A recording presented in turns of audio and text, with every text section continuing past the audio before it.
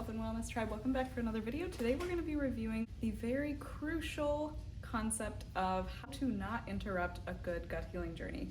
We know what we should be doing for gut healing. We're taking probiotics, we're eating probiotic foods, we're trying to manage our stress, but sometimes we struggle with the gray areas, and I think that it's really critical that we shine some light on some of the things that we may be doing that may not seem so obvious when it comes to a gut healing journey and what we can do instead. My name is Cara, and I'm a health and wellness coach, an author, and a nurse, and I help you to heal your gut and lose weight in a sustainable manner so you can actually enjoy that lifestyle of being healthy and well. So much of the time we just fall off the wagon because things aren't sustainable. If you are looking for a Christian faith-based perspective on how to heal the body and how to invite God into that and how to develop a strategy of sustainability around these things, I invite you to join our community and subscribe to this channel, like this video, share it with somebody that you think would benefit from this information. I believe that God's design for our bodies is that He wants the very best for our health. Our bodies are temples of the Holy Spirit, and in order to fulfill our God-given purpose on this earth, we need to have a healthy body, and gut health is one of those foundational pieces to our health, a cornerstone to our health that we must have in place to be able to heal the body and keep everything intact. That is why I take such care to address gut health. It's so great that God led me through my own gut healing journey when I didn't know what else to do. Now I can teach gut healing to other people who are also struggling with other issues, and so we can interrupt what's going on, get you set on the right track for healing. Let's grab onto a visual of what it means to heal the gut just to review. Number one, healing the gut means you're restoring the microbiome, putting diversity, like a good population of diverse bacteria inside of the digestive lining, because each bacterial population has a job and helps contribute to our health in various ways. We have an overgrowth of certain bacteria that are more prone to cause infection, then that can throw the population and our health out of balance. And these things are invisible to the naked eye, so sometimes it's hard to just conceptualize what this even means. Thankfully, there's so much research coming out about the gut, how integral it is to our health. It's just becoming undeniable. And the second is we're going to be sealing up that digestive tissue. Our gut lining is actually made up of a single layer of cells, and these cells can be tightly fit together. That's the way they're supposed to be. Or if it's more leaky because of stress or other factors, there can be holes in between, and then particles and bacteria can actually leak out of the digestive system into our bodies where they shouldn't be, and that promotes a low-grade level of inflammation all the time. And this is why we start to see autoimmune disorders. Inflammation can be the instigator for turning on so many pathways to the rest of our health. Always in our best interest to make sure that our gut health is being addressed, and we're doing something for our gut health all the time, every single day, because this is going to help you reduce the chance of so much illness and disease in your life.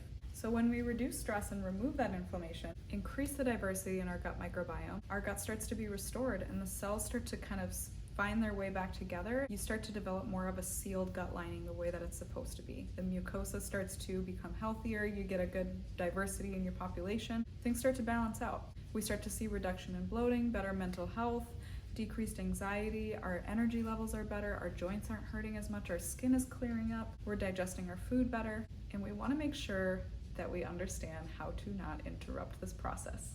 Now that everything is operating better and feeling good, I want to make sure we don't interrupt this so our healing stays on track. Next, we're going to discuss the 6 areas that can impair our gut healing journey and prevent us from making the progress that we so desperately need. Number 1 is letting stress rule your life. If you allow your lifestyle to be so busy and not allow things to kind of calm down and simmer down, your gut can start to become leaky. And if this perpetuates, if you do not figure out a way to stop the stress and reduce the stress, change how things are set up, then that's going to be grounds for your gut to stay leaking, and it's not going to easily seal up until you remove that stress. If you're a person who is constantly living in a high stress environment, you have a lot of commitments or whatever, just know that it's not sustainable for your health. And this is one of the reasons why stress is so toxic to our system, is that it affects the gut. Once you start to get leaky gut, things become more complex. Ever notice you start to feel yourself needing extra coffee when you're stressed? or your energy levels are out of whack, or your skin starts screwing up, or you just feel like you can't digest food as well as before. All signs that your gut is suffering from the stress that you're under. 2 is alcohol. Anything that comes into the body needs to be processed. Not only is alcohol really rough on the gut cells to begin with, the actual tissue and the actual cells inside of our stomach lining, but our gut microbes actually process alcohol, and some of the products and some of these byproducts that come out of the gut microbes after they process the alcohol are actually inflammatory and toxic to our system. Components inside of alcohol that encourage cancer to form: the compound of ethanol. It's linked with esophageal cancer, makes cancer more likely to develop. The second one is acetaldehyde, and this compound is linked with cancer as well. Not only are we harming our liver, we're harming our stomach lining, we're putting our body at higher risk for cancer to develop. This is something that's becoming so clear to me that we should probably be minimizing our drinking as much as we can, or eliminating alcohol altogether. Number 3 is artificial sweeteners. Saccharin, aspartame, sucralose, and even stevia have been shown in research studies to impact the gut microbiome and promote populations of bacteria that are more prone to causing infection to overgrow more than we would like.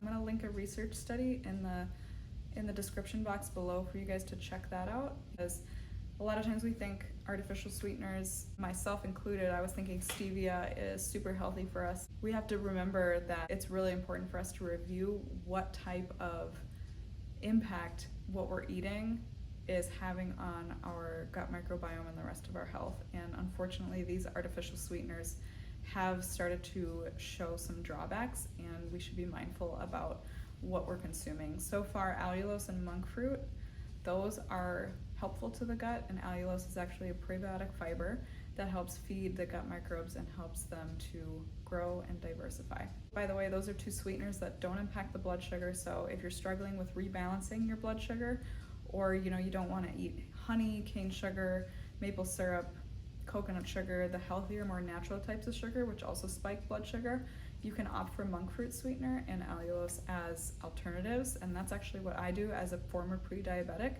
I was able to reverse my A1C down into the normal range by making mindful choices around my sweeteners and shifting how I eat in general. That helps us transition perfectly into the 4th one, which is to reduce sugar consumption. Bacteria really love to eat sugar. It's like one of their favorite food sources, something that they can grow and populate and just multiply so rapidly with. If we can reduce the sugar consumption that we're taking in from like sodas, added sugar from all the packaged and processed foods, and try to keep all of the sugar intake that we get from like our fruits and like the food that we're eating that's whole food, you're already going to be so much healthier and feel so much more energetic. Plus, with those whole foods, if there's sugar in there, there's also fiber and macronutrients that help slow down the absorption of that sugar into your gut and to your bloodstream, so you don't get that spike that you might get if you're just drinking some juice or something. 5 is ultra-processed foods. These have a lot of refined sugars, fats,